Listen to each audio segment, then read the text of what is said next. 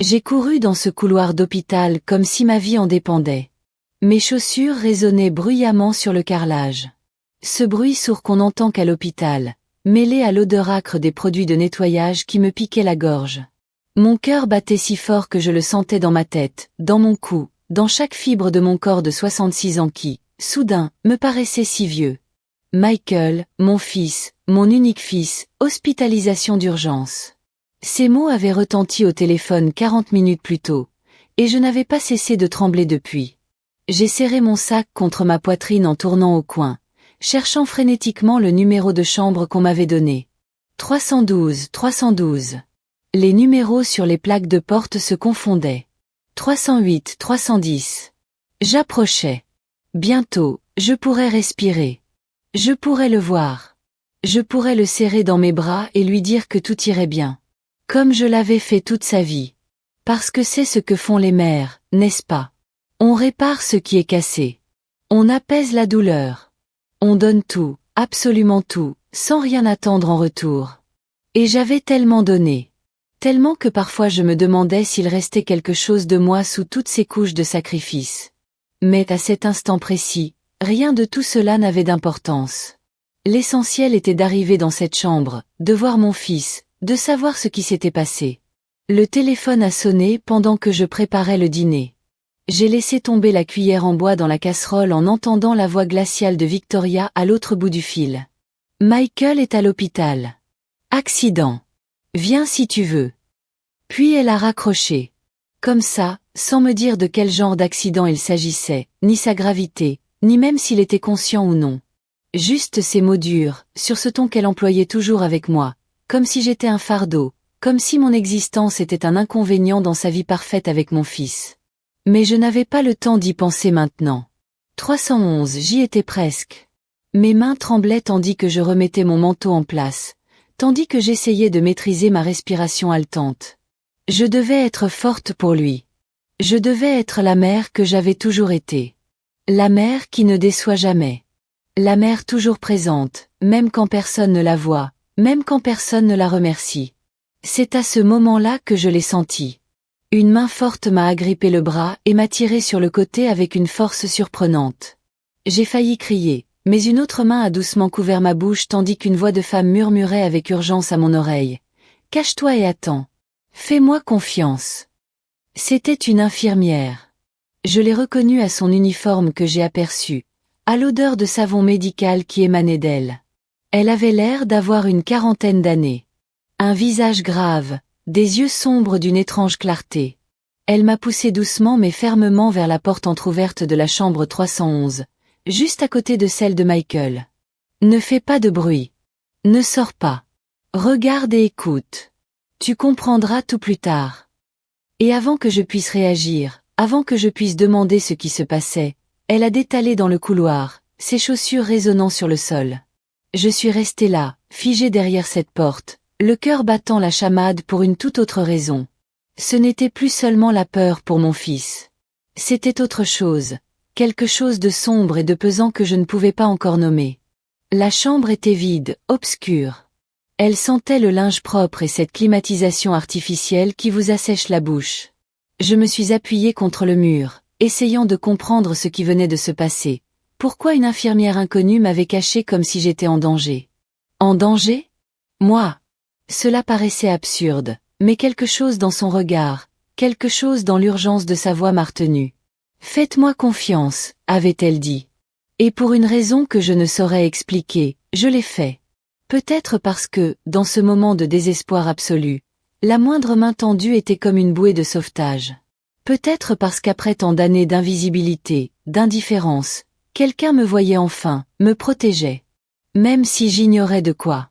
Ma respiration s'est peu à peu calmée tandis que mes yeux s'habituaient à l'obscurité. Je distinguais la silhouette du lit vide, le pied à perfusion qui pendait comme une armature métallique. Les rideaux tirés laissaient filtrer un mince rayon de lumière du couloir. Moins d'une minute s'est écoulée. 60 secondes qui m'ont paru une éternité. Et puis je les ai entendues. Des voix venant du couloir. La voix de Victoria, reconnaissable entre mille avec ce ton mielleux qu'elle prenait quand elle voulait quelque chose, et une autre voix, masculine, inconnue, formelle. Ils s'arrêtèrent juste devant la chambre 312, en face de ma cachette. Je me suis raidi. J'ai retenu mon souffle sans m'en rendre compte. « Vous êtes sûr que personne ne nous verra ici ?» demanda l'homme. Victoria laissa échapper un petit rire sec, comme le bruissement de feuilles mortes. « La vieille arrive, mais elle va prendre du temps. La sécurité ne laisse pas passer n'importe qui aussi vite. On a largement le temps. » Une vieille. Elle m'a traité de vieille. J'ai senti une oppression dans ma poitrine, comme si on m'étreignait le cœur. Mais je me suis forcée à rester immobile, à continuer d'écouter, car quelque chose me disait que ce n'était que le début. Bien. Alors, revoyons les documents une dernière fois. Le transfert de propriété doit être prêt avant son réveil. S'il pose des questions, dites-lui qu'il a tout signé avant l'accident. Compris? La maison. Notre maison. La maison que j'avais achetée avec l'héritage de mon défunt mari. La maison que j'avais mise au nom de Michael parce que j'avais confiance en lui. Parce que c'était mon fils. Parce que je n'aurais jamais imaginé qu'une chose pareille puisse arriver. 180 000 $. Toute ma sécurité, tout mon avenir, offert sur un plateau d'argent parce qu'une mère fait confiance, parce qu'une mère donne sans rien attendre en retour. Compris, répondit Victoria. Et il y avait quelque chose dans sa voix qui me glaça le sang. Ce n'était pas de la tristesse. Ce n'était pas de l'inquiétude pour son mari, alité à quelques pas de là. C'était de la satisfaction. C'était la victoire. C'était le son de quelqu'un qui gagnait une partie dont j'ignorais même l'existence. Et l'entreprise? Les 200 000 $ sur le compte joint. Je peux les transférer aussi. 200 000 $. L'argent que j'avais prêté, non, que j'avais donné à Michael pour qu'il puisse lancer sa société d'import-export. L'argent qu'il n'a jamais remboursé parce que, maman, c'est un investissement pour notre avenir. Tu verras. Tu le récupéreras quand l'entreprise aura prospéré. Je te le promets. Mais l'entreprise avait prospéré. Les contrats ont afflué. Les bénéfices ont commencé à rentrer. Et moi, je vivais toujours dans mon petit 2 pièces, je cuisinais avec des produits en promotion, je portais les mêmes vêtements qu'il y a 5 ans, j'éteignais les lumières pour économiser sur la facture d'électricité, tandis que vivais dans cette immense maison avec jardin et piscine. Pendant que Victoria achetait des sacs à main de marque qui coûtaient plus cher que 3 mois de loyer, et que Michael changeait de voiture tous les 2 ans comme de chaussures. Techniquement, c'est compliqué parce que vous n'êtes pas la titulaire du compte, a dit l'homme. Et là, j'ai reconnu sa profession. Avocat. Il était avocat. Je l'imaginais dans son costume de marque, sa mallette en cuir, ses mains propres qui n'avaient jamais servi à rien. Mais s'il ne se réveille pas dans les prochains jours, ou s'il se réveille avec de graves lésions cérébrales, vous pouvez demander une tutelle temporaire. Vous aurez alors accès à tout. Absolument tout. Les comptes bancaires, les propriétés, les placements. S'il ne se réveille pas. Ces mots résonnèrent comme des lames acérées. S'il ne se réveille pas, comme si c'était une possibilité envisageable, voire souhaitable, comme s'il parlait de la pluie et du beau temps ou du menu du soir. Je portais la main à ma bouche pour étouffer un cri, pour m'empêcher de vomir contre ce mur froid de l'hôpital. Mes jambes tremblaient tellement que je dus m'appuyer contre l'encadrement de la porte. Le bois était glacé sous mes doigts. C'était impossible. C'était un cauchemar. Un de ces cauchemars où l'on court sans bouger, où l'on crie sans qu'aucun son ne sorte. Et elle? Demanda Victoria. Et la façon dont elle a prononcé ce mot, elle m'a fait me sentir comme un insecte, comme quelque chose à écraser sans hésiter. La vieille fouineuse. Peut-elle prétendre à quelque chose légalement? Un silence interminable s'ensuivit. L'avocate vérifiait quelque chose. Des papiers, peut-être. Le bruissement net du papier sous les doigts. Légalement, non. D'après tous les documents que j'ai consultés, elle n'est inscrite sur aucun document officiel. Ni pour la maison, ni pour l'entreprise, ni pour les comptes. Tout est au nom de votre mari. Et si vous êtes son épouse légitime et qu'il est incapable, la loi est entièrement de votre côté. Elle n'est rien. Elle n'a aucun droit. C'est juste la belle-mère. Une simple spectatrice. Je ne suis rien. Je n'ai aucun droit. Je suis juste la belle-mère. Une simple spectatrice. Ces mots m'ont transpercé comme des balles de glace. 66 ans de vie réduits à cela. 40 ans de mariage avec un homme bon, mort trop tôt d'une crise cardiaque que personne n'avait vu venir. 38 ans à élever un fils que j'aimais plus que tout. Tout ça pour entendre que je ne vaux rien, que je n'ai aucun droit sur ce que j'ai construit, sur ce que j'ai donné de mes propres mains qui tremblaient maintenant de tous leurs membres. Victoria rit de nouveau. Ce rire clair que j'avais entendu 1000 fois lors des dîners de famille, quand elle me demandait de faire la vaisselle pendant qu'elle regardait la télévision avec Michael au salon. Ce rire qui surgissait quand j'arrivais avec des cadeaux et qu'elle marmonnait à peine un merci sans me regarder dans les yeux, sans se lever du canapé. Ce rire que j'avais d'abord pris pour de la timidité quand Michael me l'avait présenté, 7 ans plus tôt. Quelle naïveté! Quelle stupidité! Parfait! Alors, on reprend le plan initial. Je lui donne les comprimés écrasés dans son jus d'orange le matin, comme tu me l'as indiqué. Un peu plus chaque semaine. Juste un demi-comprimé de plus. Les médecins pensent que c'est dû au stress au travail, à une fatigue accumulée et à de mauvaises habitudes alimentaires. Personne ne se doute de rien. Absolument rien. Le monde s'est figé, comme si l'univers entier s'était arrêté. Les pilules. Elle lui donnait des pilules. À mon fils. À Michael. À mon bébé qui a grandi dans mon ventre, qui a tété mon sein, qui a dormi dans mes bras chaque nuit pendant ces 2 premières années. Mon cerveau essayait de comprendre ce que je venais d'entendre. Mais c'était trop horrible, trop incroyable. Ce n'était pas possible. Ça n'arrivait que dans les films, dans les reportages étrangers, dans les histoires qu'on lit sur Internet et on se dit « C'est terrible, heureusement que ça ne m'arrivera jamais ». Mais c'était en train d'arriver. C'était en train d'arriver là, à quelques centimètres de l'endroit où je me cachais comme un rat apeuré. Ici, à l'hôpital, c'est encore plus facile, continua Victoria de sa voix désinvolte, comme si elle parlait d'une recette de cuisine, comme si elle partageait une astuce pour enlever les taches tenaces. Je peux ajouter des choses à la perfusion quand les infirmières font leur tournée. J'y ai accès parce que je suis la femme. Personne ne me pose de questions. Tout le monde me plaint. On m'apporte du café. Ils me disent de tenir bon. C'est presque risible. Dans 2 ou 3 jours, tout sera fini. Son cœur lâchera tout simplement. Ça aura l'air tout à fait naturel.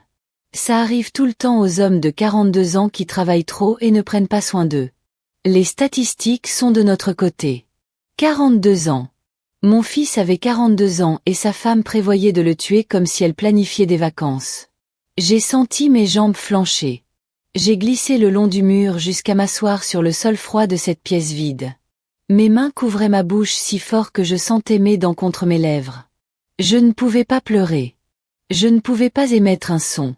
Je ne pouvais pas révéler que j'étais là, à écouter chaque mot de cette conversation infernale. « Excellent », dit l'avocat, et je l'entendis ranger des papiers, se préparant à partir. « Je vous enverrai les documents finaux ce soir par courriel.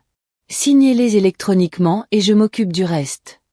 D'ici vendredi prochain, tout sera à votre nom. La maison, l'entreprise, les comptes. Et pour l'autre chose, le plan d'hospitalisation, je n'en sais rien. Officiellement, nous n'avons jamais eu cette conversation. C'est clair? C'est clair comme de l'eau de roche, répondit Victoria. Vous êtes un génie, Paul. Je vous paierai très bien quand tout sera fini. Très, très bien. Paul. Le nom de l'avocat était Paul. J'ai gravé ce nom dans ma mémoire comme dans la pierre. Ses pas s'éloignèrent dans le couloir. Ce bruit de chaussures de marque sur du carrelage bon marché.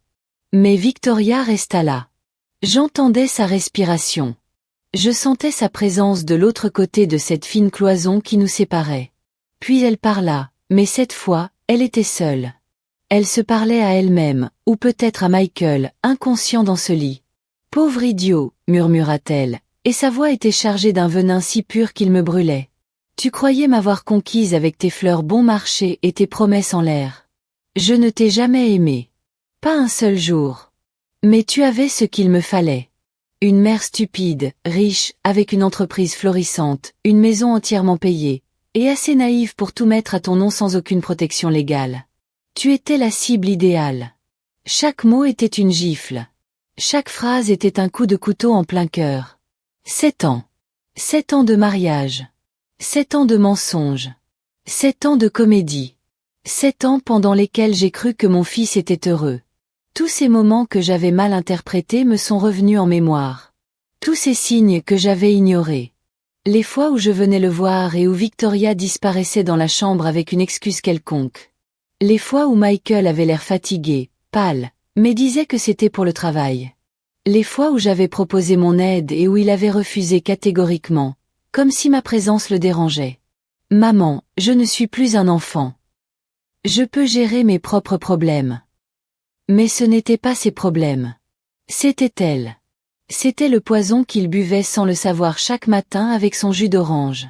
C'était le monstre qui dormait à ses côtés chaque nuit, ourdissant sa mort tandis qu'il rêvait d'un avenir qui ne viendrait jamais. Et toi, vieille fouineuse, poursuivit Victoria. Et je compris avec horreur que même si elle ne pouvait pas me voir, elle savait que j'existais. Elle savait que j'étais un obstacle sur son chemin. Dès que ce sera fini, je te rayerai de nos vies pour toujours. Tu n'auras même plus le droit de voir sa tombe, car légalement, tu n'es rien. Tu n'es que la sorcière qui ne m'a jamais acceptée, qui m'a toujours regardée avec suspicion, qui a toujours cherché à semer la discorde entre Michael et moi. Ce n'était pas vrai. J'avais essayé de l'accepter. Dieu savait que j'avais tout fait pour elle, car c'était la femme que mon fils avait choisie, car son bonheur était ma seule préoccupation. J'avais enduré 1000 humiliations. J'avais souri quand elle critiquait mes vêtements, ma coupe de cheveux, ma cuisine. J'avais fait la vaisselle après des dîners où je n'avais même pas droit à une assiette, où je mangeais les restes debout dans la cuisine pendant qu'il dînait dans la salle à manger. J'avais acheté des cadeaux coûteux pour ses anniversaires, pour Noël, pour chaque occasion spéciale. Des cadeaux qu'elle ouvrait sans émotion et qu'elle oubliait aussitôt. J'avais pris soin de leur maison pendant leur voyage, arrosant les plantes, relevant le courrier, faisant la poussière. J'avais été la mère et la belle-mère parfaite, celle qui ne s'encombre pas, celle qui n'a pas d'avis, celle qui donne sans compter sans rien demander en retour. Et voilà comment ils m'ont remercié. Par le poison, par le vol, par un meurtre prémédité. J'ai entendu ses pas s'éloigner enfin. Le bruit de ses talons sur le sol. Ce cliquetis incessant qui m'avait toujours paru élégant et qui maintenant résonnait comme le tic-tac d'une bombe. Elle était partie. Elle entra dans la chambre de Michael et referma doucement la porte. Et je restai là, assise par terre dans cette pièce sombre, tremblante comme une feuille dans un ouragan. Je ne sais pas combien de temps s'est écoulé. Des secondes, des minutes, une éternité. Le temps n'avait plus aucun sens. Tout avait perdu son sens. Ma vie entière, toutes mes décisions, tous mes sacrifices s'étaient effondrés en moins de 10 minutes. Comme un château de cartes, comme quelque chose de factice qui disparaît dès qu'on s'en approche de trop près. Mes mains tremblaient tellement que je dus me serrer contre moi-même pour ne pas m'effondrer. J'avais froid. Un froid intérieur. D'un endroit profond dont j'ignorais l'existence. Mes dents claquaient. Tout mon corps était secoué par des vagues de panique qui me montaient de l'estomac jusqu'à la gorge. Michael était en train de mourir. Pas d'un accident, pas de malchance. On l'assassinait. Sa propre femme l'empoisonnait jour après jour, gorgée après gorgée. Et personne ne le savait. Personne, sauf cette mystérieuse infirmière qui m'avait caché ici. Cette femme apparut comme un ange, comme un signe du destin, juste à temps pour m'éviter d'entrer là sans rien savoir. Pour m'éviter d'affronter Victoria dans son rôle d'épouse inquiète. Pour me donner les informations dont j'avais besoin, même si je ne savais pas encore quoi en faire. Que devais-je faire ? M'enfuir en hurlant ? Appeler la police ? Entrer dans cette chambre et lui arracher les yeux de mes propres mains ? Chaque option semblait impossible. Chaque chemin semblait mener à un gouffre plus profond, car elle avait raison sur un point. Juridiquement, je n'étais rien. Je n'avais aucune preuve. J'avais seulement surpris une conversation. Ma parole contre la sienne. Une vieille femme hystérique contre une jeune et belle épouse pleurant son mari malade. La porte s'ouvrit brusquement et je faillis avoir une crise cardiaque. C'était elle, l'infirmière. Elle entra rapidement, referma la porte derrière elle et alluma une petite lampe dans un coin. La faible lumière me permit de la voir clairement pour la première fois. Son visage exprimait la détermination, ses yeux brillants mais graves, ses cheveux tirés en arrière en une queue de cheval serrée. Son badge indiquait « Maria Santos, infirmière spécialisée ». Elle me regarda droit dans les yeux et s'agenouilla devant moi, prenant mes mains glacées dans les siennes, chaudes. « Respirez, dit-elle d'une voix ferme mais douce. Respirez profondément. Je sais que vous êtes sous le choc. Je sais que ce que vous venez d'entendre est horrible, mais j'ai besoin que vous vous calmiez. J'ai besoin que vous réfléchissiez clairement, car votre fils n'a plus beaucoup de temps. Ces mots furent comme une gifle qui me réveilla en sursaut. Elle avait raison. Je ne pouvais pas m'effondrer. Pas maintenant. Plus tard, j'aurais le temps de pleurer, de crier, de digérer tout cela. Mais maintenant, je devais agir. Je devais sauver mon fils. Je pris une grande inspiration, une fois, 2 fois, 3 fois. L'air entrait difficilement, mais il entrait.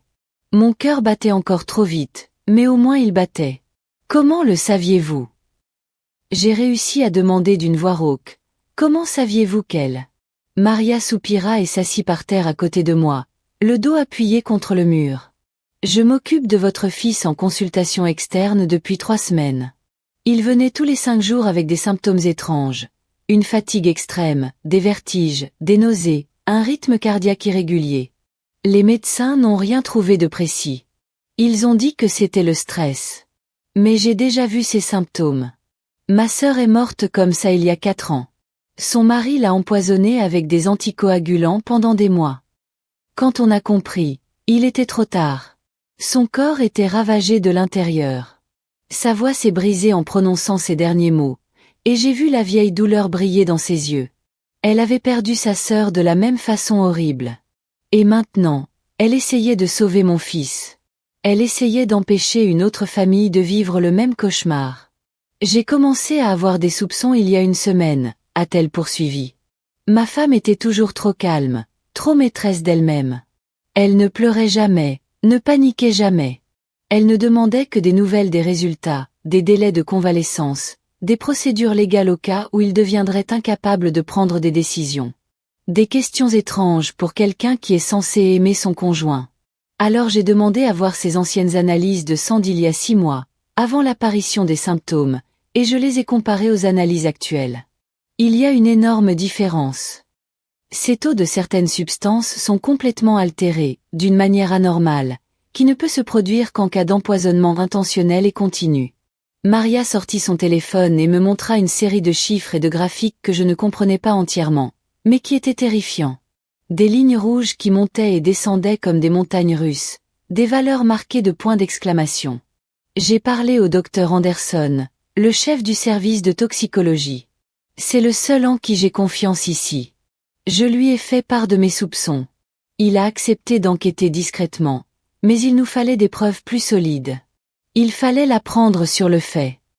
Elle me montra à nouveau son téléphone, mais cette fois, ce n'était pas des graphiques. C'était une application d'enregistrement. Elle enregistrait. Elle avait enregistré toute la conversation entre Victoria et l'avocat. Chaque mot, chaque aveu, chaque détail horrible de leur plan. Je savais que tu viendrais aujourd'hui. Victoria en a parlé ce matin aux autres infirmières, agacée de devoir gérer sa belle-mère intrusive. Alors j'ai attendu dans le couloir. Je t'ai vu courir désespérément, et j'ai su que je devais te protéger. Je devais t'empêcher d'y aller sans le savoir. Et je devais lui faire avouer. Et elle l'a fait. Elle a tout avoué. Les larmes se sont mises à couler sur mes joues, incontrôlables. Des larmes de soulagement mêlées de terreur et d'une gratitude infinie envers cet inconnu qui avait décidé de risquer son travail, peut-être sa carrière, pour sauver mon fils, pour me donner une chance de me battre. Merci, ai-je murmuré, la voix brisée. Merci. Merci. Merci. Elle m'a serré les mains. Ne me remercie pas encore. Ce n'est que le début. Il faut agir vite et intelligemment. Le docteur Anderson analyse déjà la perfusion de ton fils. S'il trouve des preuves de falsification, nous appellerons immédiatement la police. Mais il nous faut plus. Il nous faut trouver les pilules qu'elle prend. Il nous faut des preuves matérielles. Où les cacherait-elle, ai-je demandé, essayant de réfléchir clairement malgré le chaos dans ma tête. Probablement dans son sac à main ou dans la voiture. Les femmes comme elles sont arrogantes. Elles se croient intouchables. Elles pensent que personne ne pourrait les démasquer. Maria se leva et m'aida à me relever. Mes jambes tremblaient encore, mais elle me portait. Écoute-moi attentivement, dit-elle en me regardant droit dans les yeux avec une intensité qui me fit sentir que tout était possible, que nous pouvions gagner. Tu vas partir d'ici et faire comme si de rien n'était. Tu vas aller dans la chambre de ton fils. Tu vas prendre cette femme dans tes bras s'il le faut. Tu vas pleurer. Tu vas jouer le rôle de la mère désespérée, c'est exactement ce qu'elle attend. Pendant ce temps, je vais parler à la sécurité de l'hôpital. Je vais leur demander de vérifier les caméras du couloir. Je vais tout enregistrer quand elle entre seule dans cette chambre. Et je vais m'assurer qu'elle ne touche plus jamais à cette perfusion.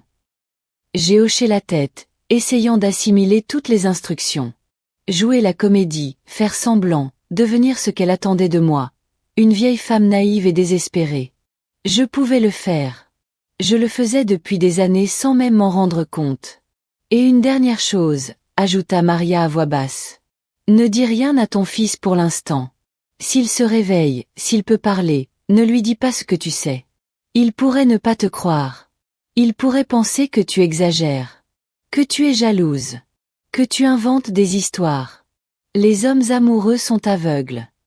Et elle a eu 7 ans pour l'empoisonner, non seulement avec des pilules, mais aussi avec des mensonges à ton sujet. Ces mots m'ont blessé plus que je ne l'aurais cru, car je savais qu'ils étaient vrais.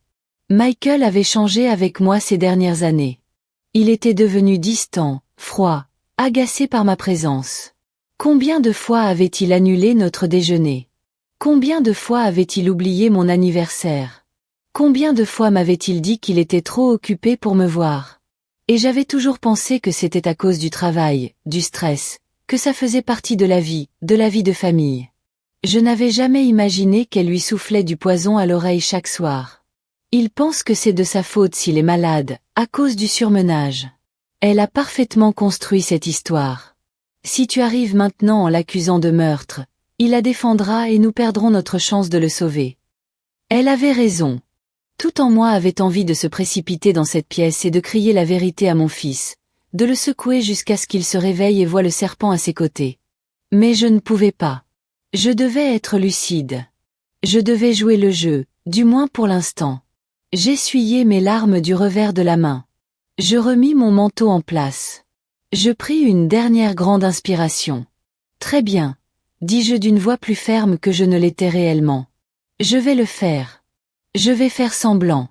Mais promets-moi quelque chose. Promets-moi qu'on ne la laissera pas gagner.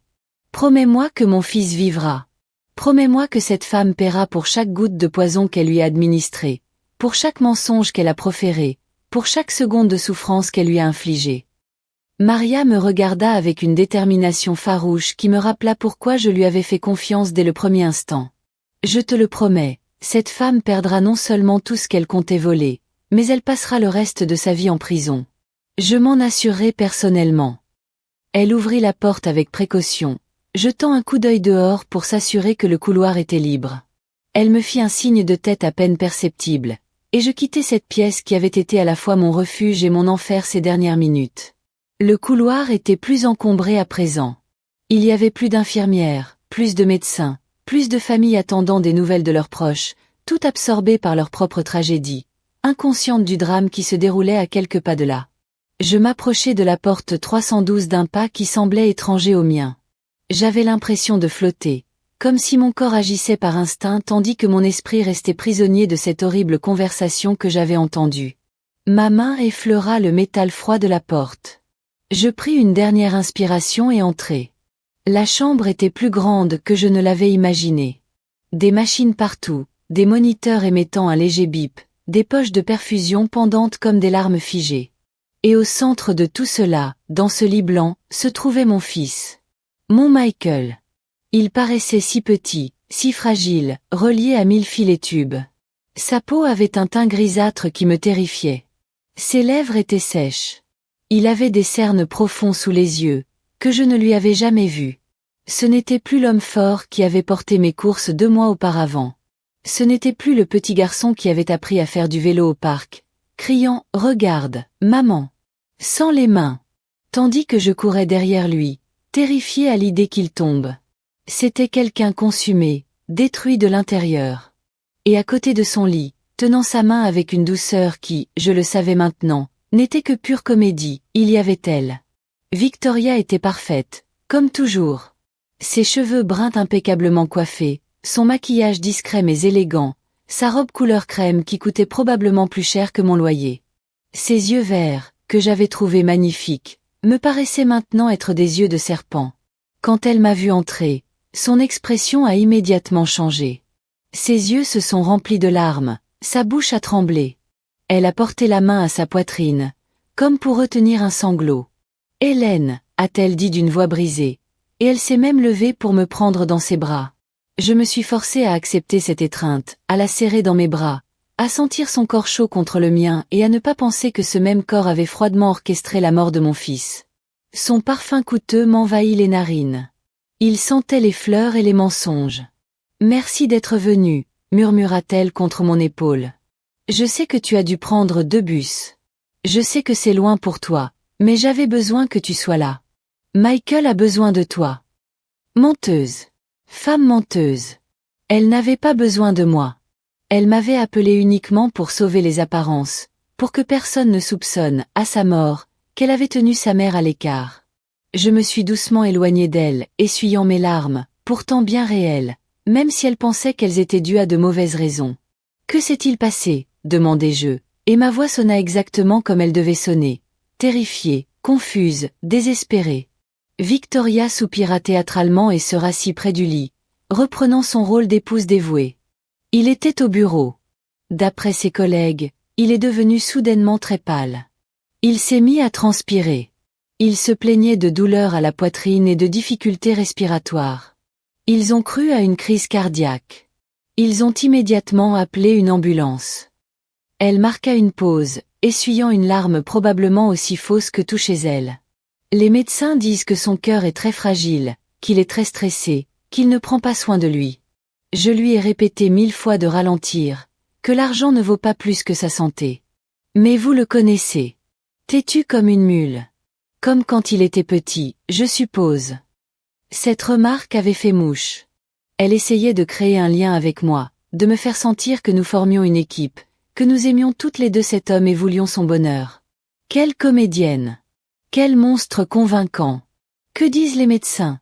Demandai-je en m'approchant du lit et en prenant l'autre main de Michael. Elle était froide. Trop froide. Ses doigts ne réagissaient pas à mon contact. À quoi devons-nous nous attendre? Que les prochaines 48 heures sont cruciales. Que s'il se réveille et qu'il n'y a pas de lésion cérébrale, il pourra se rétablir avec le temps et les soins.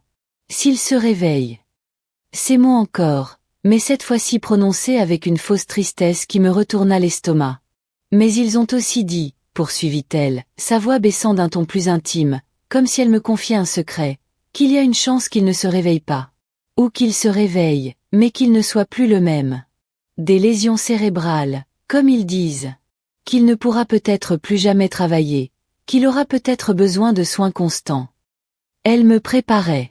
Elle préparait le terrain pour sa mort, pour que je sois déjà convaincue que c'était possible, que les médecins m'avaient prévenu, afin que, le moment venu, personne ne pose de questions. Je me mordis les lèvres si fort que j'avais le goût du sang dans la bouche. Mais je ne pouvais pas exploser. Je ne pouvais pas révéler ce que je savais. Je devais continuer à jouer la comédie. Ce n'est pas possible, murmurai-je, la voix brisée. Il est si jeune. Il a toute la vie devant lui. Tant de choses à accomplir. Victoria hocha la tête gravement, essuyant une autre larme invisible. Je sais. C'est pour ça que je prie sans cesse. C'est pour ça que j'ai demandé au père James de venir demain le bénir. Au cas où. Au cas où. Au cas où il mourrait comme elle l'avait prévu.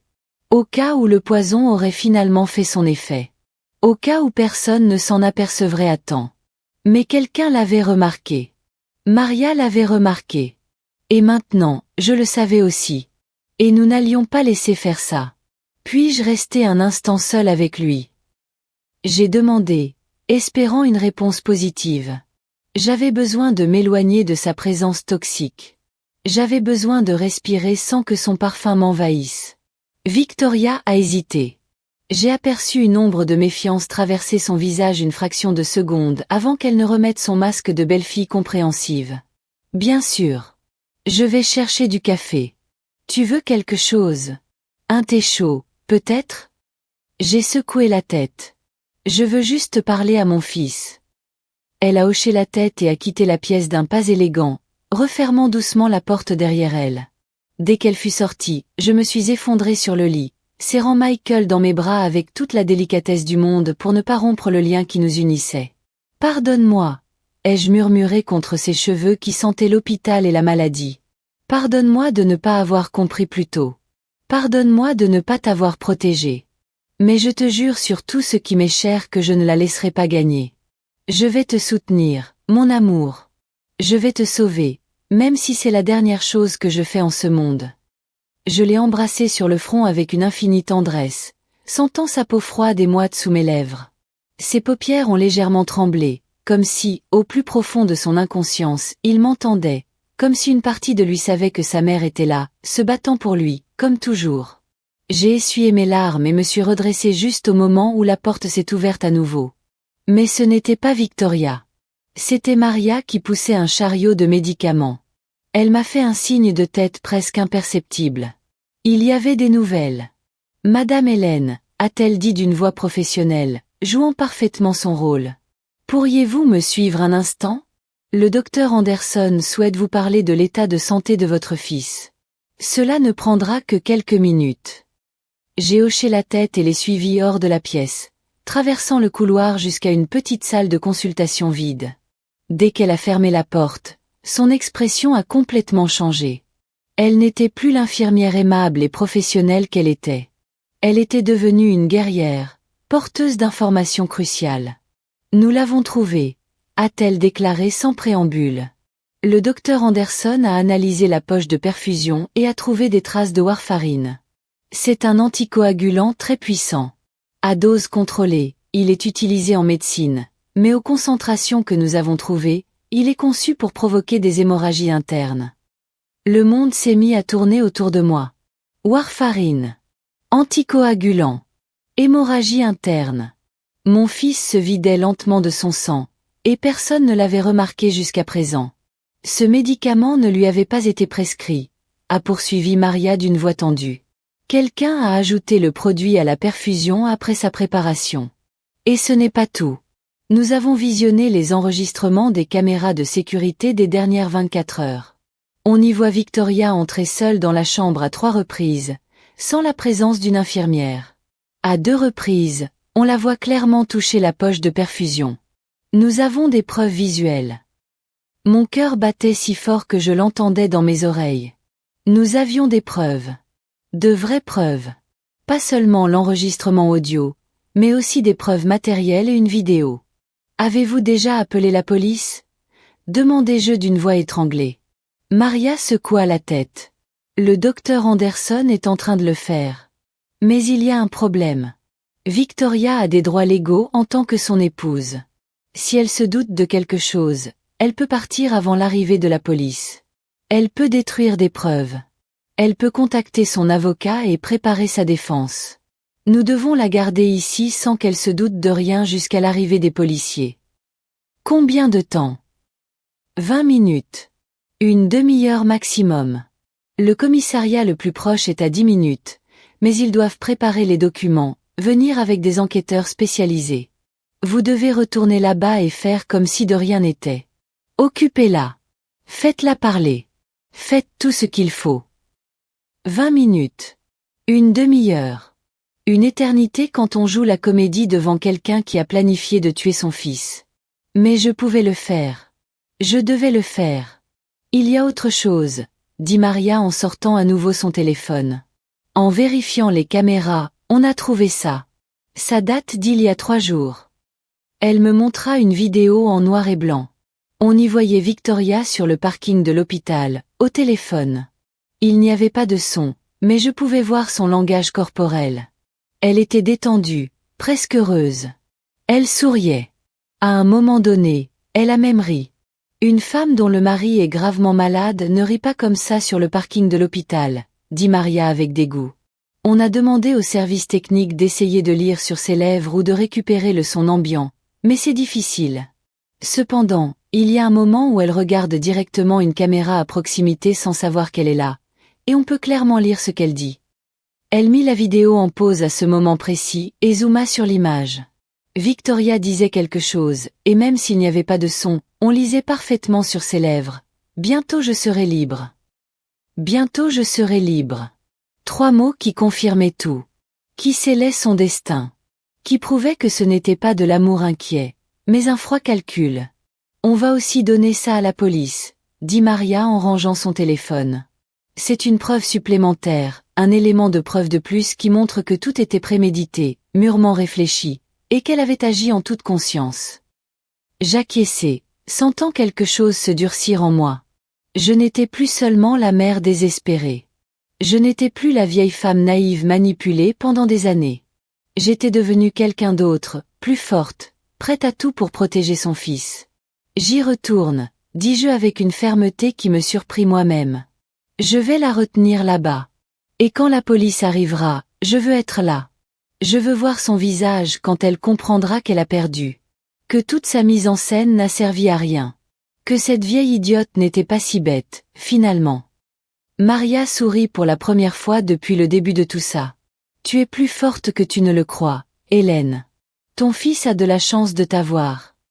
Ces mots me remplirent d'une sensation que je n'avais pas éprouvée depuis longtemps. Fierté. Détermination. Force.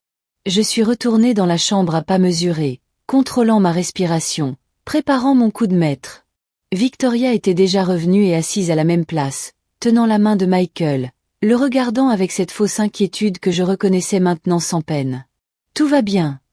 demanda-t-elle à mon entrée. « Que voulait le médecin ?»« Juste vérifier quelques papiers. » mentis-je avec une facilité déconcertante. « Des formalités administratives. Rien d'important. » Je m'assis sur la chaise de l'autre côté du lit et la regardai droit dans les yeux. Il était temps de jouer mon rôle le plus important. « Victoria, il faut que je te dise quelque chose. » Elle leva les yeux, l'air méfiant. « Quoi donc ? » J'ai été injuste envers toi. Les mots sortirent de ma bouche comme un poison doux. Pendant toutes ces années, j'ai été froide, distante. Je sais que tu l'as senti. Je sais que tu as essayé de te rapprocher de moi et que je t'ai repoussé encore et encore. Je vis ses yeux s'écarquiller de surprise sincère. Ce n'était pas ce à quoi elle s'attendait. Ce n'est pas vrai, commença-t-elle, mais je l'interrompis. Si, c'est vrai. Et je tiens à m'excuser car, en voyant mon fils dans cet état, je réalise que la vie est trop courte. Trop courte pour les rancunes stupides. Trop courte pour un orgueil démesuré. Je me suis penchée en avant, prenant sa main libre dans la mienne. Elle s'est légèrement tendue, mais n'a pas retiré sa main. Tu es la femme que mon fils a choisie, celle qui le rend heureux, et j'aurais dû m'en réjouir au lieu d'être jalouse. Parce que c'est bien de ça qu'il s'agissait, tu sais. De la jalousie. La peur de le perdre. La peur de ne plus être la femme la plus importante de sa vie. Chaque mot était un mensonge parfait. Chaque phrase était un piège, et elle mordait à l'hameçon. Je le voyais à la douceur de son regard, à la détente de sa posture. « Hélène, Laisse-moi finir, s'il te plaît, » ai-je dit en lui serrant la main. « Si Michael survit à ça et il doit survivre, je veux tout recommencer avec toi. Je veux être la belle-mère que tu mérites. La grand-mère dont tes futurs enfants auront besoin. Parce que tu vas avoir des enfants, n'est-ce pas? Tu en avais parlé. » J'ai vu une lueur dans ses yeux. Du malaise. De la culpabilité, peut-être.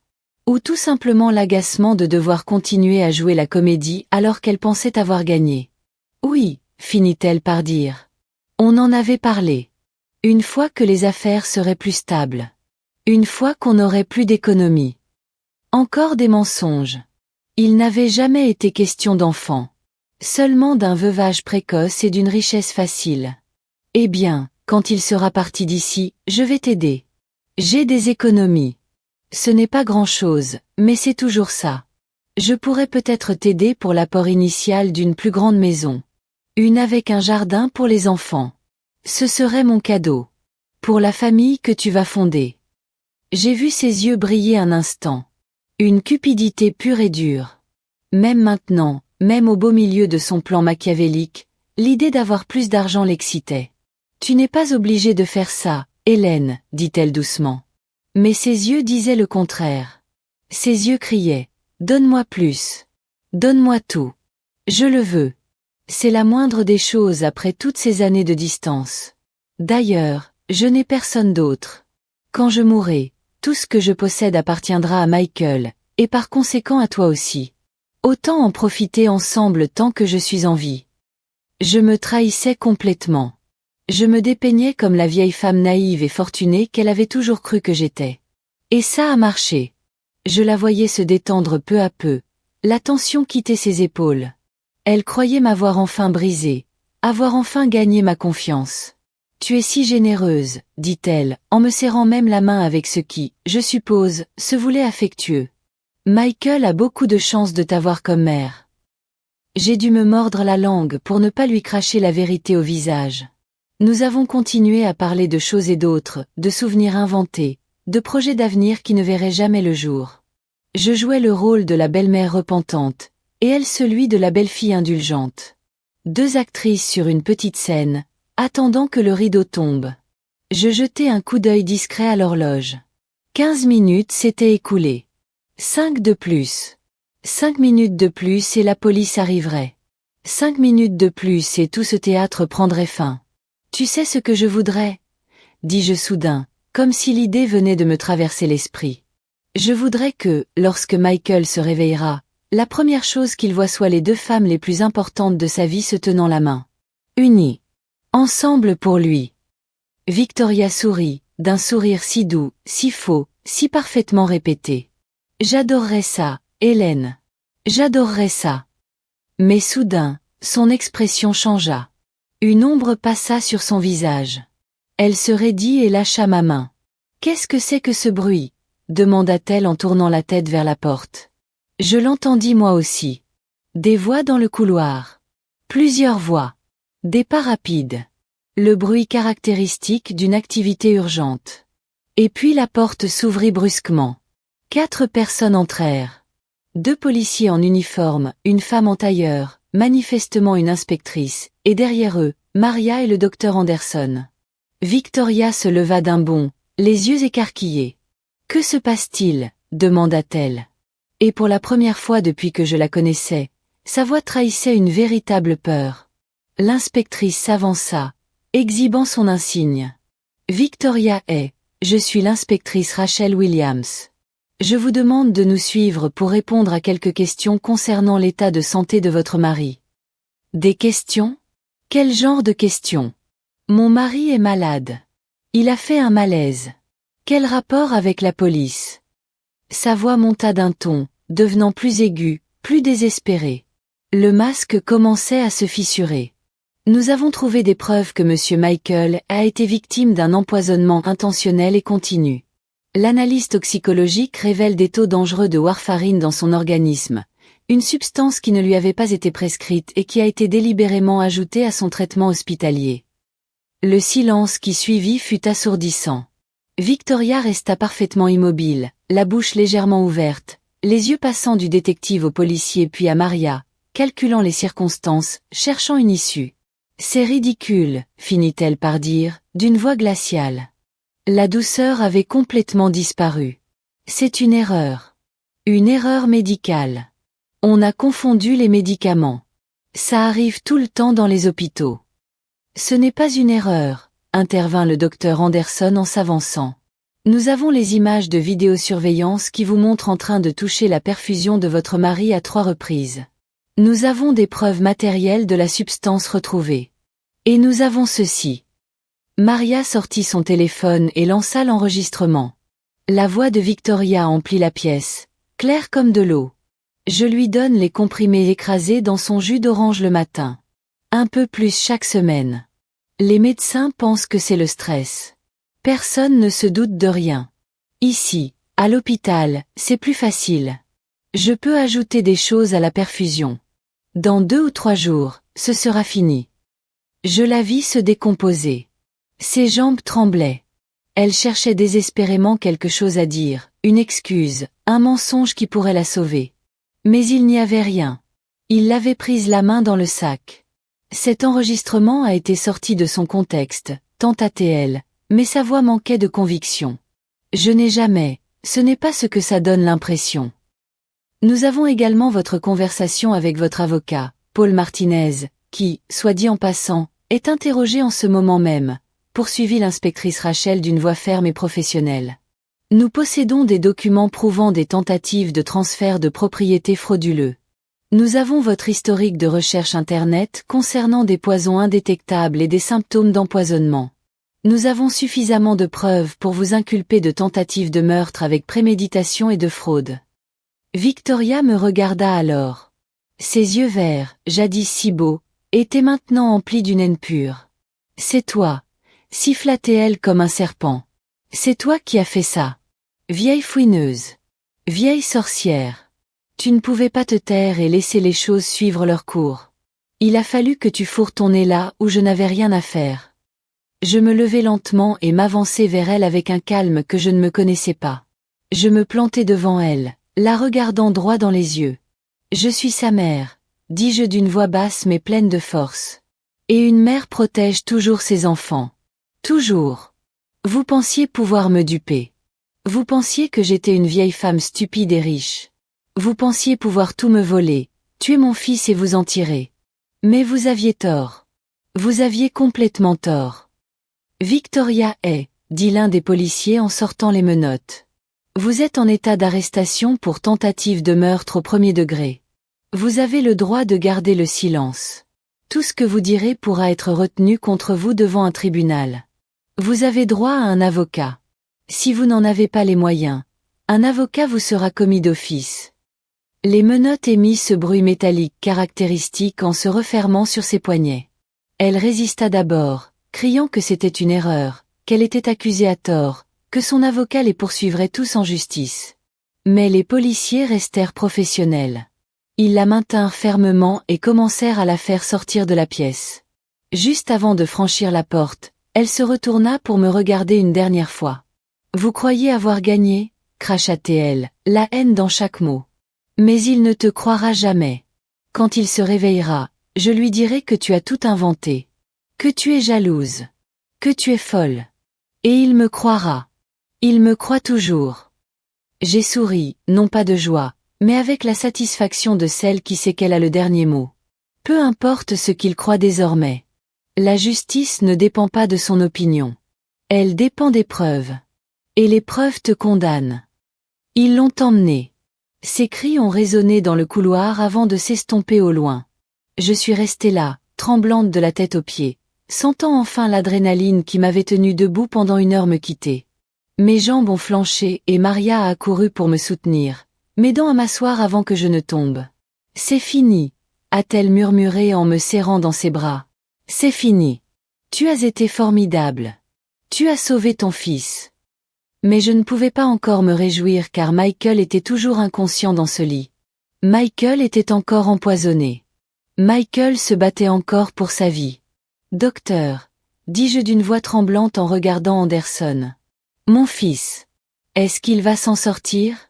Avez-vous pu? » Nous avons commencé le traitement de désintoxication dès que nous avons confirmé la présence de warfarine, expliqua-t-il d'une voix rassurante. De fortes doses de vitamine K pour contrer l'anticoagulant. Des transfusions de plasma frais. Son corps est jeune et fort. Il a de très bonnes chances de guérir complètement. De très bonnes chances. Ce n'était pas une garantie, mais c'était de l'espoir. Et l'espoir était plus fort que ce que j'avais ressenti 2 heures auparavant. Je m'approchai du lit de mon fils et pris sa main à nouveau, la serrant fort. « Batte-toi, mon amour » murmurai-je. « Batte-toi pour ta vie. Ta mère a déjà fait sa part. Maintenant, c'est à toi. » Les 2 jours suivants me parurent interminables. Je ne quittais pas l'hôpital. Je ne pouvais pas. Maria m'avait obtenu une autorisation spéciale pour rester dans la chambre de Michael 24 heures sur 24. Elle m'apportait du café, des sandwichs que je savourais à peine, des couvertures quand je frissonnais de froid au petit matin. Elle était devenue plus qu'une infirmière. Elle était mon ange gardien, la sœur que je n'avais jamais eue. Le docteur Anderson venait toutes les quelques heures vérifier les constantes de Michael, ajuster ses médicaments, m'expliquer patiemment chaque petite évolution de son état. « Ses os s'améliorent », me disait-il en me montrant des graphiques que je comprenais à peine, mais dont les paroles résonnaient comme une douce musique céleste. Le traitement fonctionne. Son corps réagit. Ce n'est qu'une question de temps. Le temps. Ce mot était devenu ma religion. Chaque minute qui passait m'éloignait un peu plus du poison. Chaque heure était une petite victoire contre la mort que Victoria avait si froidement orchestrée. Je m'asseyais à son chevet et je lui parlais. Je lui racontais des histoires de son enfance. À propos de la fois où il s'est perdu au supermarché et où je l'ai retrouvé en pleurs dans le rayon des céréales. À propos de son premier jour d'école, quand il s'est accroché à ma jambe, refusant de me lâcher. À propos de tous ces Noëls, ces anniversaires, ces petits moments qui construisent une vie. Tu dois te réveiller, lui répétais-je sans cesse. Tu dois te réveiller parce qu'il y a encore tant de choses à vivre. Tant de choses que tu n'as pas accomplies. Tu ne peux pas partir comme ça. Tu ne peux pas me laisser comme ça. Parfois, ses paupières tremblaient. Parfois, ses doigts bougeaient légèrement, et je m'accrochais à ses signes comme un noyer s'accroche à un morceau de bois. L'inspectrice Rachel est venue me voir le lendemain. Elle avait apporté un vrai bon café, pas celui, dilué, de la machine de l'hôpital, et elle s'est assise avec moi dans cette pièce silencieuse. Je voulais vous donner des nouvelles de l'enquête, a-t-elle dit d'une voix professionnelle mais douce. Victoria est détenue sans caution. Les accusations sont graves. Tentative de meurtre, fraude, destruction de preuves. Son avocat, Paul Martinez, coopère avec nous en échange d'une réduction de peine.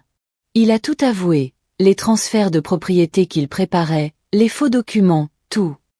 J'ai hoché la tête, éprouvant une satisfaction sombre dont je me croyais incapable. Combien de temps va-t-elle passer en prison? Si nous la reconnaissons coupable de tous les chefs d'accusation, on parle d'au moins 25 à 30 ans. Et vu les preuves que nous avons, il est quasiment impossible qu'elle soit acquittée. 25 à 30 ans.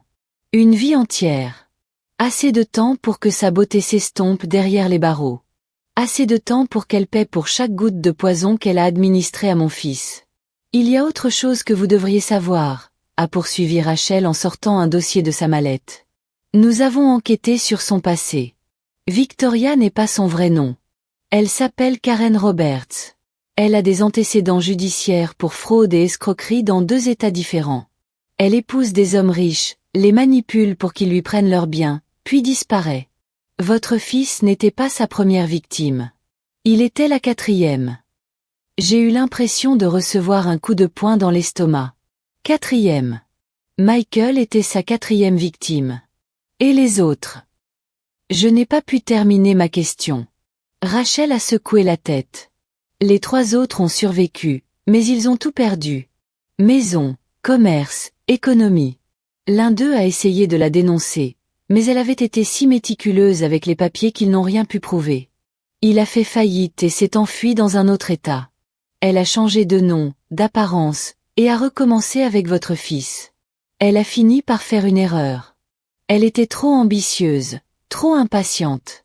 Et c'est grâce à ça que nous l'avons attrapée. Elle m'a montré des photos.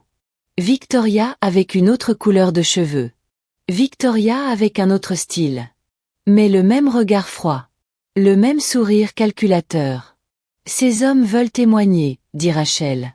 Ils veulent raconter leur histoire. Ils vont contribuer à établir un schéma de comportement qui l'empêchera de prétendre qu'il s'agissait d'un malentendu ou d'une erreur. C'est une prédatrice professionnelle, et elle va enfin payer pour tout ce qu'elle a fait. Je regardais mon fils dormir dans ce lit et ressentis un mélange de gratitude et de rage. Gratitude, car je l'avais sauvé à temps. Rage, car j'avais failli le perdre. Si près qu'elle gagne. Merci, dis-je à Rachel. Merci d'avoir pris cela au sérieux. D'avoir enquêté. De ne pas l'avoir laissé s'en tirer. Elle me serra la main. C'est mon travail, mais plus que ça, c'est mon devoir. Les femmes comme elles ne peuvent pas continuer à détruire des vies. Votre courage d'avoir agi vite, d'avoir fait confiance à Maria, de rester calme, c'est ce qui a vraiment sauvé votre fils. Vous êtes une héroïne, Hélène. Une héroïne. Je ne me sentais pas comme une héroïne. Je me sentais comme une mère épuisée qui avait fait la seule chose qu'elle savait faire. Protéger son fils. C'était tout. Le 3e jour, au moment précis où le soleil commençait à inonder la chambre d'une douce lumière dorée, cela se produisit. Les doigts de Michael bougèrent. Ce n'était pas un tremblement involontaire, mais un mouvement volontaire. Il me serra la main. J'appelai les infirmières sans lâcher sa main. Maria accourut, suivie d'une autre infirmière, puis du docteur Anderson. « Il se réveille », dit le médecin en examinant ses yeux avec une petite lampe torche. « Michael, si tu m'entends, serre à nouveau la main de ta mère. » Et il le fit. Il me serra la main plus fort cette fois. Les larmes coulèrent sur mes joues, incontrôlables. « Mon amour », murmurai-je sans cesse. « Tu es là. Tu es vivant. Tu vas bien. » Ses paupières commencèrent à bouger lentement, comme si elles pesaient une tonne. Elles s'ouvrirent. Ses yeux bruns que je connaissais depuis sa naissance me fixèrent d'abord, confus, perdus. Puis leur regard se fit plus clair. Il me reconnut. « Maman », murmura-t-il d'une voix rauque, à peine audible. Ce simple mot fit voler en éclats toutes les barrières que j'avais érigées. Je m'effondrai sur le lit, pleurant contre sa poitrine, sentant sa main se lever faiblement pour effleurer mes cheveux. « Je suis là », dis-je entre deux sanglots. « Je suis là, mon amour. Tu es en sécurité. Tout va bien se passer. » Le docteur Anderson nous laissa quelques minutes avant de commencer les examens. Il vérifia ses réflexes, sa vue, ses facultés mentales. Il posa des questions simples. Nom. Date de naissance. Adresse. Michael répondit à tout correctement, mais lentement, cherchant ses mots. « Il n'y a pas de lésions cérébrales apparentes », annonça finalement le médecin avec un sourire. « C'est un miracle compte tenu de la quantité de toxines dans son organisme, mais il est jeune, fort, et le traitement est arrivé à point nommé. Juste à temps. Grâce à Maria. Grâce à cette infirmière extraordinaire qui avait fait confiance à son instinct, qui avait vu ce que personne d'autre n'avait vu. » Michael regarda autour de lui, confus. « Que s'est-il passé ?» demanda-t-il. « Pourquoi suis-je ici ? Mon dernier souvenir, c'est d'être au bureau et de me sentir mal. Et puis plus rien. » Je me suis assise sur la chaise à côté de son lit, prenant sa main dans la mienne. C'était le moment que je redoutais. Le moment de lui dire la vérité. La vérité sur la femme qu'il avait épousée. La femme qui avait dormi à ses côtés pendant 7 ans, tout en planifiant sa mort. « Michael, il y a quelque chose que tu dois savoir », ai-je commencé d'une voix douce mais ferme. Quelque chose de terrible. Mais j'ai besoin que tu m'écoutes jusqu'au bout. Peux-tu faire ça ? Il a hoché la tête, même si je voyais la peur grandir dans ses yeux. La peur de ce qu'il allait entendre. La peur d'une vérité qu'il soupçonnait probablement déjà, au fond de lui. Je lui ai tout raconté. Depuis le moment où j'ai couru jusqu'à l'hôpital jusqu'à ce que Maria me cache. Je lui ai parlé de la conversation que j'avais surprise. De Victoria et de l'avocat. Du poison dans son jus d'orange. De la warfarine dans sa perfusion. Des 7 années de mensonges. Des 3 autres victimes. À propos du plan de tout prendre et de le laisser mourir comme si c'était un simple accident. J'ai vu son visage passer par toutes les émotions possibles. D'abord l'incrédulité. Le déni. La colère. La douleur. Et enfin, une tristesse si profonde qu'elle me brisait le cœur. « Ce n'est pas possible », murmura-t-il quand j'eus fini. « Victoria, non. Elle-même. Elle a toujours été là pour moi. Elle prenait soin de moi quand j'étais fatiguée. Elle me préparait mon jus tous les matins. Elle. » Il s'arrêta. Il entendit ses propres mots. Le jus tous les matins. Exactement comme elle l'avait avoué dans l'enregistrement. « Veux-tu écouter l'enregistrement ?» demandai-je doucement. L'infirmière Maria a tout enregistré. Ses aveux complets. Il secoua violemment la tête. « Non. Je ne veux pas. Je ne peux pas. » Il se mit à pleurer. Mon fils, mon homme fort, pleurait comme je ne l'avais pas vu pleurer depuis son enfance. Il pleurait la trahison. Les années perdues. Pour cet amour qu'il croyait réel et qui n'avait jamais existé. Je suis montée prudemment sur le lit et l'ai serré dans mes bras comme je l'avais fait 1000 fois quand il était petit. Quand il était tombé de vélo. Quand un enfant l'avait embêté à l'école. Quand son premier amour l'avait rejeté. J'avais toujours été là pour le réconforter. Et me revoilà. Je suis désolée, ai-je dit, même si ce n'était pas à moi de m'excuser. Je suis désolée que tu aies dû traverser ça. Je suis désolée de ne pas l'avoir remarqué plus tôt. Je suis désolée d'avoir été si aveugle. Ce n'était pas ta faute, a-t-il murmuré contre mon épaule. Je n'ai rien vu non plus. Je vivais avec elle. Je dormais à côté d'elle. Je lui confiais mes rêves, mes peurs, mes projets. Et tout ce temps. Il n'a pas terminé sa phrase. C'était inutile. Je l'aimais, maman, a-t-il repris après un moment. Ou du moins, j'aimais la personne que je croyais qu'elle était. Comment ai-je pu être aussi naïve? Comment n'ai-je rien vu venir? Parce que c'est comme ça que les gens comme elle agissent, dis-je doucement. Ce sont des expertes en manipulation. Elles savent vous faire croire exactement ce qu'elles veulent. Tu n'as pas été naïve. Tu as été humaine. Tu as fait confiance parce que c'est ce que font les gens bien. Ils font confiance. Nous sommes restés ainsi longtemps. Mère et fils. Survivants d'une tempête qui a failli nous anéantir tous les deux. Maman, finit-il par dire, reculant légèrement pour me regarder dans les yeux. Elle a dit des choses sur toi, n'est-ce pas? Pendant toutes ces années, elle a dit des choses qui m'ont poussé à prendre mes distances. J'ai hoché la tête lentement. Je ne voulais pas lui imposer un fardeau supplémentaire, mais j'avais besoin de connaître la vérité. Oui, je suppose. Tu as commencé à changer avec moi il y a environ 3 ans. Plus distant. Plus froid. Comme si ma présence te dérangeait. Il ferma les yeux, honteux. Elle m'a dit que tu étais possessif. Que tu voulais nous séparer. Que tu parlais mal d'elle dans son dos. Que tu lui offrais des cadeaux coûteux juste pour la faire souffrir. Pour lui montrer qu'elle n'avait pas les moyens de s'offrir ses luxes. Chaque fois que je parlais de venir te voir, elle pleurait. Elle disait que tu la rabaissais. Que tu ne l'accepterais jamais. Et moi, je l'ai cru. Mon Dieu, comme j'étais idiote. Non, ai-je répondu fermement. Tu n'étais pas idiot. Tu aimais ta femme et tu voulais la protéger. Ça fait de toi quelqu'un de bien, pas un idiot. Elle a perverti cet amour. Elle s'en est servie comme d'une arme contre toi. Contre nous. Je t'ai si maltraité, maman. J'ai annulé nos déjeuners. J'ai oublié ton anniversaire. Je t'ai fait sentir indésirable dans ma propre maison. Dans la maison que tu as achetée avec ton argent. Mon Dieu. Sa voix s'est brisée à nouveau. Comment peux-tu encore me regarder? Comment peux-tu être là après tout ce que je t'ai fait subir? J'ai pris son visage entre mes mains, l'obligeant à me regarder. Parce que tu es mon fils. Parce que je t'aime plus que tout au monde. Parce qu'une mère n'abandonne pas. Peu importe la douleur, peu importe le nombre de fois où elle est rejetée, elle sera toujours là pour son fils. Il a pleuré de nouveau, et j'ai pleuré avec lui. Pour les années perdues. Pour les mots non dits.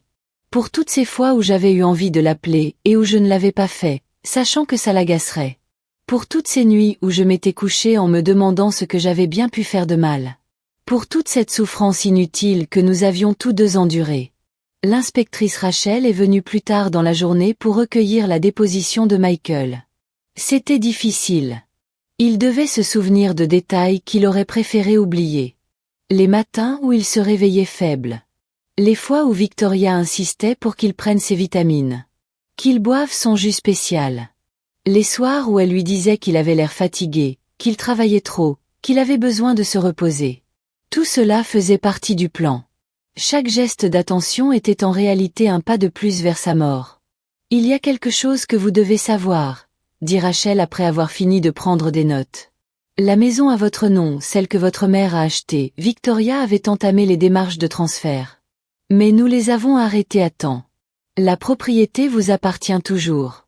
Nous avons également gelé tous les comptes bancaires et bloqué tout accès dont elle disposait. Votre argent est en sécurité. Michael me regarda avec une expression d'horreur absolue. Maman. Ton argent. L'héritage de papa. Les 180 000 $. J'ai failli tout perdre. Mais tu ne l'as pas perdu, dis-je fermement. On l'a sauvé. Tous les deux. Et concernant l'entreprise, poursuivit Rachel. Les 200 000 $ que ta mère a investis, plus les bénéfices accumulés, tout est protégé. Victoria n'avait aucun droit légal sur cet argent car, même si les comptes étaient à son nom, tu ne l'as jamais désigné comme bénéficiaire officiel. C'était une négligence de ta part. Mais cette négligence t'a évité de tout perdre. Une négligence. Ou peut-être qu'au fond, Michael avait toujours su que quelque chose clochait. Peut-être qu'une partie de lui ne lui avait jamais fait entièrement confiance. Nous aurons besoin de votre témoignage au procès, dit le détective. Je sais que c'est difficile, mais votre témoignage est crucial. Vous êtes la victime directe. Votre parole compte. Michael acquiesça, le visage pâle. Je le ferai. Je veux qu'elle paie. Je veux qu'elle paie pour tout. Les jours suivants furent une lente mais sûre convalescence. L'état de Michael s'améliorait de jour en jour. Il retrouvait des couleurs et de la force dans ses muscles. Les médecins étaient stupéfaits de la rapidité de sa guérison une fois les toxines éliminées de son organisme. Maria venait le voir à chaque prise de service. Ils étaient devenus amis, unis par ce lien étrange qui se tisse entre ceux qui traversent ensemble une épreuve traumatisante. « Je te dois la vie », lui disait Michael à chaque fois. « À toi et à ma mère. » « Je ne faisais que mon travail, » répondait-elle toujours modestement. Mais nous savions tous les deux qu'elle avait fait bien plus que cela. Elle avait risqué sa carrière. Elle avait fait confiance à son instinct quand tous les autres l'ignoraient. Elle avait été courageuse alors qu'il aurait été plus facile de se taire. Une semaine après son réveil, Michael était enfin assez fort pour s'asseoir sur une chaise près de la fenêtre. Il regardait la ville qui continuait de s'animer, inconsciente du drame qui s'était déroulé dans cette pièce. « Maman, dit-il sans se tourner vers moi, quand je sortirai d'ici, je veux réparer mes erreurs. Je veux te rendre ton argent. Jusqu'au dernier centime, avec les intérêts. Tu n'es pas obligé, commençai-je, mais il leva la main. Si, je le dois. Je dois réparer mes erreurs. Je dois te prouver que je ne suis pas cet homme qui t'a ignoré pendant 3 ans. Que je ne suis pas ce fils qui a oublié d'où il vient. Je dois aussi me montrer tel que je suis.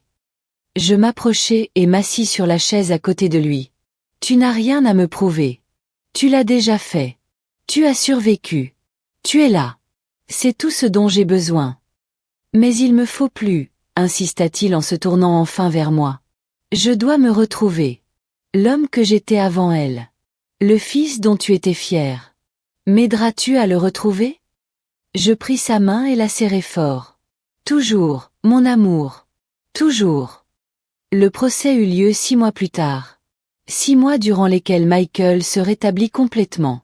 Durant ces 6 mois, il a refermé des blessures qu'il croyait inguérissables. Durant ces 6 mois, il a réappris à faire confiance, en commençant par se faire confiance à lui-même. 6 mois durant lesquels notre relation s'est reconstruite sur des bases solides. Plus forte qu'avant. Plus honnête que jamais. Nous sommes entrés ensemble dans ce tribunal, bras dessus bras dessous. Lui, dans un costume gris qui lui donnait l'allure d'un homme accompli. Moi, dans une robe vert olive que j'avais achetée spécialement pour l'occasion. Non par vanité, mais parce que je voulais paraître forte. Je voulais qu'elle voie qu'elle n'avait pas réussi à me détruire. Victoria était assise à la barre de la défense. Elle avait changé. Ses cheveux avaient perdu leur éclat. Son teint était pâle sous les projecteurs artificiels du tribunal. Mais ses yeux étaient toujours les mêmes. Froids. Calculateurs. Lorsqu'elle nous a vus entrer, une ombre a traversé son visage. De la haine pure. Plus de masque. Plus de jeu. C'était la vraie Karen Roberts, la prédatrice dissimulée derrière le faux nom de Victoria. Le procureur a présenté les preuves méthodiquement. Les enregistrements audio où elle avait tout avoué. Les vidéos de surveillance la montrant toucher la perfusion. Les analyses toxicologiques. Les témoignages des 3 autres hommes qu'elle avait escroqués auparavant. Chaque élément de preuve était un clou de plus dans son cercueil judiciaire. Maria a témoigné sur la façon dont elle avait remarqué les symptômes. Sur ses soupçons. Sur l'enquête qu'elle avait menée, au péril de son emploi. Le docteur Anderson a expliqué en termes médicaux précis comment la warfarine avait détruit le corps de Michael de l'intérieur. Comment, sans intervention, il serait mort en quelques jours. L'inspectrice Rachel a présenté toutes les preuves de la fraude. Les documents falsifiés. Les antécédents criminels de Karen sous ses multiples identités. C'était dévastateur. Un à un, les piliers de sa défense s'effondraient. Son avocat a tenté de plaider que les enregistrements avaient été obtenus illégalement. Que les témoignages étaient circonstanciels. Que tout pouvait s'expliquer par une série de tragiques malentendus. Mais personne ne l'a cru. Les preuves étaient trop solides, trop claires, trop accablantes. Puis, on m'a appelé à la barre. Assise sur cette chaise en bois dur, je regardais le jury, le juge, toute la salle d'audience remplie d'inconnus venus assister à ce drame. Madame Hélène, commença le procureur, pouvez-vous nous raconter avec vos propres mots ce que vous avez entendu ce jour-là à l'hôpital? Et je lui ai tout raconté. De ma fuite désespérée dans ce couloir jusqu'au moment où Maria m'a caché. De chaque mot venimeux sorti de la bouche de cette femme jusqu'à l'instant où j'ai compris que mon fils était en train d'être lentement assassiné. Ma voix s'est brisée à plusieurs reprises. Des larmes coulaient sur mes joues, incontrôlables. Mais j'ai continué à parler parce que mon fils méritait d'être entendu. Parce que les autres victimes méritaient justice. Parce qu'aucune autre mère ne devrait vivre un tel enfer. Et qu'avez-vous ressenti en apprenant que votre fils était empoisonné? Demanda le procureur. J'ai regardé Karen droit dans les yeux en répondant. J'avais l'impression que le monde s'écroulait. Mais j'étais aussi enragée. Une rage insoupçonnée. La rage qu'on puisse être aussi méchante, aussi calculatrice, aussi froide. La rage de lui avoir fait confiance. De l'avoir accueilli dans ma famille. D'avoir cru qu'elle aimait mon fils alors qu'elle ne voyait que des chiffres. De l'argent. Des biens. Du pouvoir. Avez-vous autre chose à ajouter? Demanda le procureur. Oui, répondis-je fermement. Je veux que le jury sache que cette femme n'est pas victime d'un malentendu. C'est une prédatrice professionnelle. Elle a délibérément détruit des vies. Et si vous ne l'arrêtez pas ici, elle continuera. La prochaine victime pourrait être quelqu'un d'autre. Le fils d'une autre mère. Et peut-être que cette mère n'aura pas ma chance. Peut-être que personne ne remarquera les signes à temps. S'il vous plaît, ne lui en donnez pas l'occasion. L'avocat de la défense a tenté de me discréditer lors du contre-interrogatoire. Il a insinué que j'étais jalouse de la relation de mon fils, que j'avais tout inventé par pure méchanceté, que les enregistrements auraient pu être falsifiés. Mais à chaque question, j'ai répondu avec calme et sincérité. Puis ils ont appelé Michael à la barre. Le voir s'avancer vers la barre, fort et vivant alors qu'il aurait dû être mort, fut l'un des moments les plus marquants de ma vie.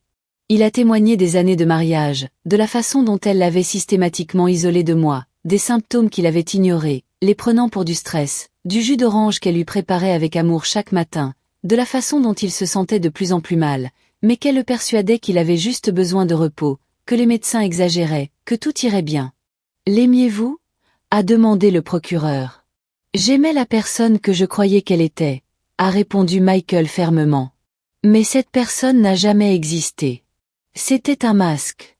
Un personnage conçu pour me manipuler, pour me voler, pour me tuer. Et maintenant, ressentez-vous quelque chose pour elle?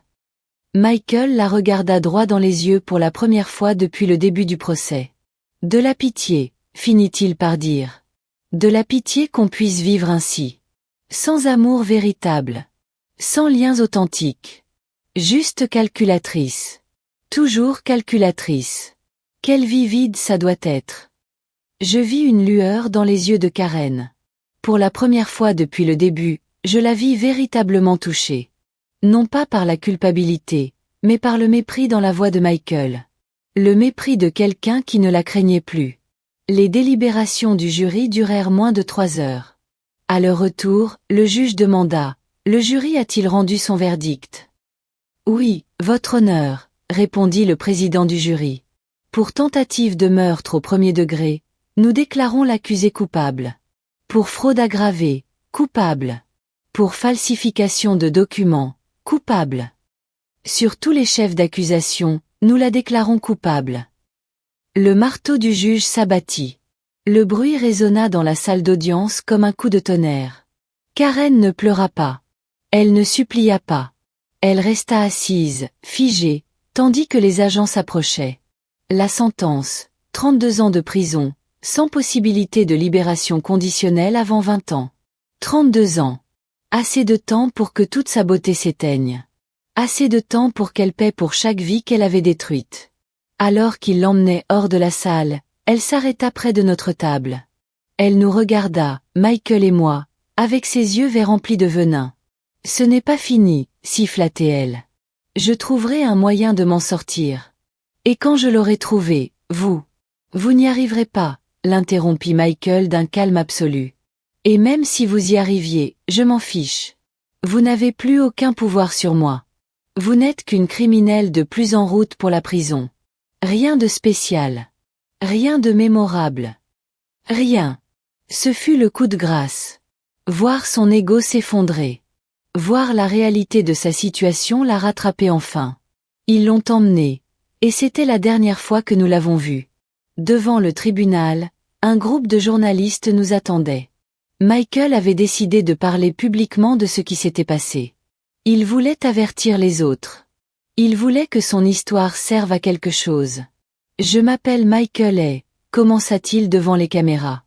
Et j'ai failli mourir des mains de la femme que j'ai épousée.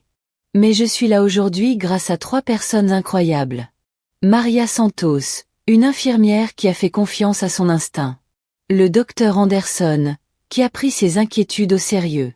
Et ma mère, Hélène, qui n'a jamais abandonné, même si je l'avais reniée. Il me chercha du regard dans la foule et me tendit la main. Je m'approchai et la pris. Maman, pardonne-moi pour toutes ces années perdues.